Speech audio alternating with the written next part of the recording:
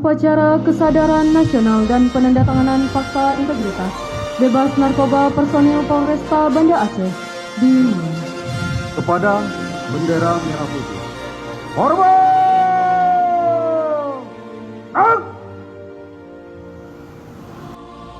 Upacara bendera ini adalah salah satu kegiatan untuk memupuk kedisiplinan kita, untuk memupuk ketaatan kita, untuk memupuk kepatuhan kita, untuk memupuk keteraturan kita. Di sisi yang lain, rekan-rekan, upacara bendera ini adalah kebanggaan kita, ya, kebanggaan kita.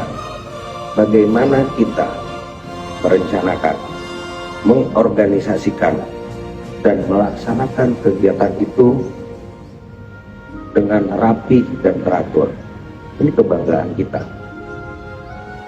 Kemudian yang kedua, penandatanganan fakta integritas bebas narkoba. Fakta integritas itu akan dipakai pada saat rekan-rekan melakukan pelanggaran penyalahgunaan narkoba, baik sebagai pengguna, baik sebagai perantara, apalagi sebagai pengedar. Dan saya berharap di Polresta Banda Aceh beserta Polsek jajaran jangan ada yang terpakai fakta integritas itu